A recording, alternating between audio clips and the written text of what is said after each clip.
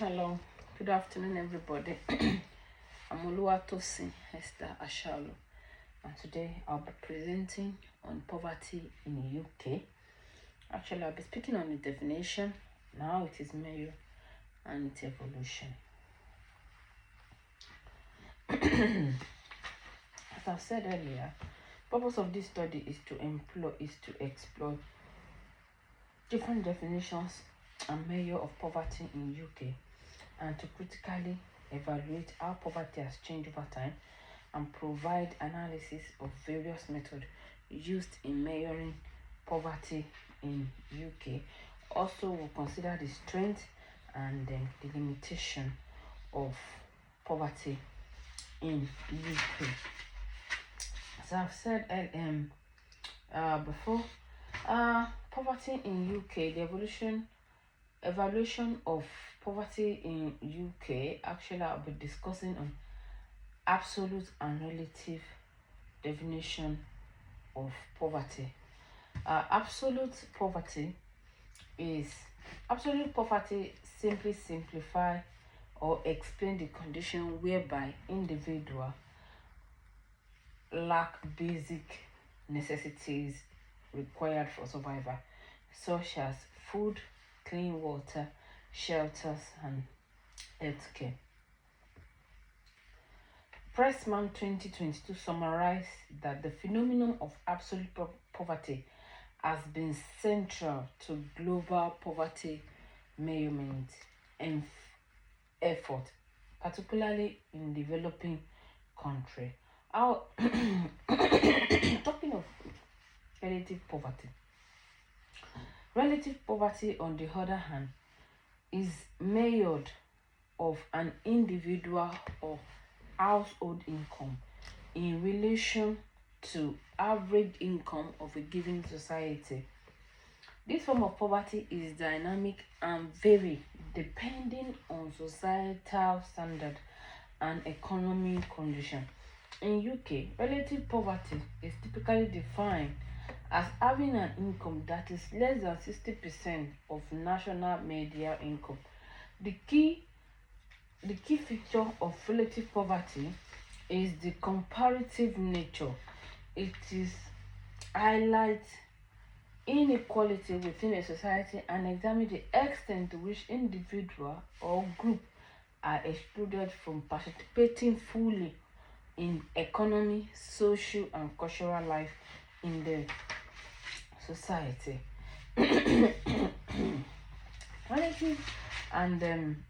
Relative poverty and absolute poverty. As I've said earlier, absolute poverty is about basic amenities, when individual lack basic amenities. But relative poverty is measured based on when individual income is below 60% of the minimum wage. Let me put it that way: minimum wage of a society, when the income of an individual is below it.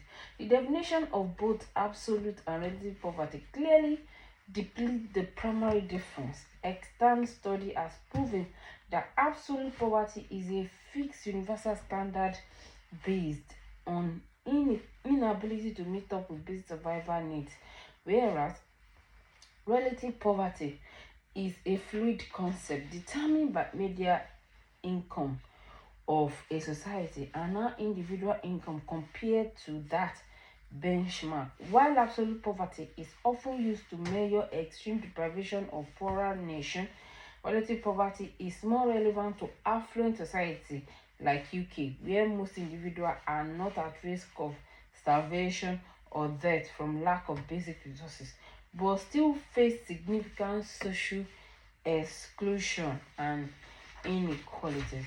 How poverty has changed in Britain. Poverty in Britain has undergone significant transformation over past century, involving from a focus of absolute deprivation to more nuanced understanding of relative poverty and social exclusion. In 20th centuries, poverty in UK was predominantly understood in terms of absolute poverty, while individuals have basic necessities such as food, shelter, and clothes. This understanding was largely shaped by the work of early social reforms such as Sebum, Roundtree, which is in 1901, studied poverty, a study of town life, defined poverty as an inability to meet basic substances needs. Rotary research identified a significant portion of British population living below a poverty line, which was defined in terms of minimum income required for survival. During early 20th century, poverty was largely concentrated in urban areas, particularly among industrial workers and their family. The social conditions of the period were so harsh, with overcrowded housing and poor sanitation and limited access to healthcare. The rise of industrialization in 19th century has brought about rapid urbanization, but also exacerbated social inequalities, leading to widespread of poverty among working class. However, the introduction of early welfare reforms such as National Insurance Act in 1911 marked the beginning of state intervention in poverty alleviation, providing some form of social securities to workers. The impact of industrialization, welfare reform, and social shift. The process of industrialization, which began in 18th century and continued to the early 20th century, has profound impact on poverty in UK. Industrialization brought about rapid economic growth and increased development opportunities, particularly in urban areas. However, it also led to significant social dislocation, which many rural population moved from city in search of work. This migration often results in, because of poor living conditions, to urban infrastructural struggle to cope with the influx of new residents. Industrialization does contribute to growth of poverty, particularly in form of slum and poor working condition in factories. The introduction of welfare reform in 18th centuries, particularly after World War II, marked a turning point in the fight against poverty in UK. The Bravery Report in 1942 was a key development that outlined the need for a comprehensive welfare state to address the root cause of poverty. This implementation of the welfare state after the war include creation of NHS and expansion of social security. Benefits significantly reduce absolute poverty and improve standard of living among majority of people, among the population of people. However, we need to discuss how poverty is being measured and analyzed in UK. There are four basic ways at which poverty was being measured in UK. The first is economy-based measure. This states that income-based measure of poverty among most widely used approach focus on individual or household income relative to a predefined poverty threshold. The most common income basic threshold in UK is relative poverty line, defined as 60% of median income. Households with income below threshold are classified as living in poverty. This threshold is adjusted for household size and composition to reflection of various needs in different family struggles. Income-based measure typically define poverty using either relative or absolute threshold. This relative poverty threshold consider individual poor if their income significantly low than median income of the society which they live. That is, someone is poor when his income is lower than the minimum wage of the environment where he or she is staying. Multidimensional poverty index. This look at poverty across various dimensions, including access to basic service, housing, social participation. Especially in UK contexts, MPI could be used to assess poverty by looking at factors such as health outcome, economic attainment, employment status, and access to essential service. This approach recognize that poverty is not only having significant income, but also about the inability to achieve a minimum standard of living due to the deprivation of multiple areas of life. That is, when someone is not able to attain education, you cannot afford good health, you cannot afford, not a basic amenity, then it means you are living, even if you are working and you are getting salary, but you cannot do those things. You cannot improve yourself in education. You cannot afford good health service. Then MPI says you are living below the normal living standard, which is another way of measuring poverty. Another way of measuring poverty, apart from multi-dimensional poverty, is living standard approach of measuring poverty.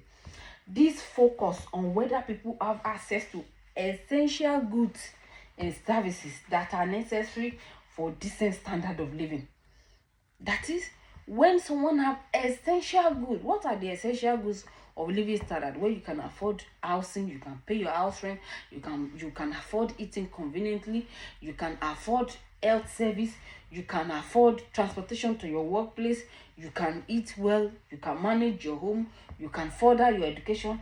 These are essential goods and services which is necessary for decent standard of living. For example, in UK, indicators might include access to affordable housing, healthcare, quality education, secure employment.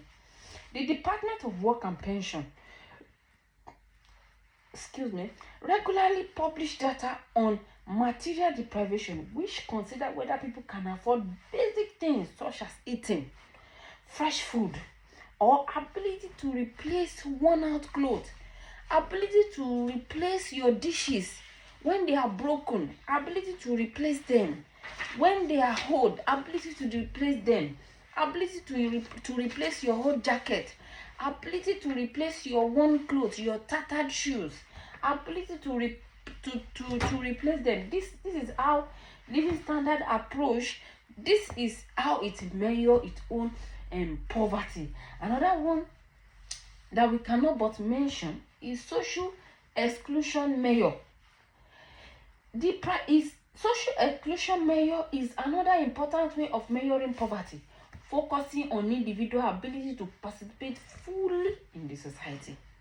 That is, you can be earning, you can have the ability to, you can be able to, to change your clothes when it's worn. You can be able to attain, you can be able to have access to health education, but you might not be able to fully participate in the society. This is another way of measuring poverty, which social exclusion has measured poverty. This approach goes beyond income and looking at the extent to which people are excluded from social, economic, and political opportunity. Poverty is not just a lack of resources, but as an inability to participate in key aspects of life, such as employment, education, social activities.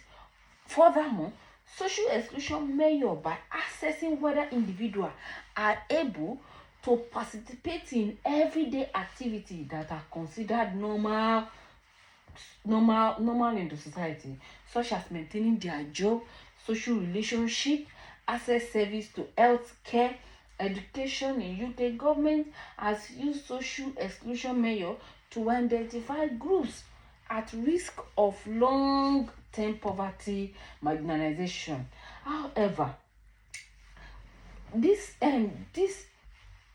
study has explored different ways at which poverty is being measured. We've made mention of income-based measure, multidimensional. We've made mention of living standard. We've made mention of social exclusion measure, and also we've recognized how complexity poverty is crucial in understanding multifaceted nature of UK.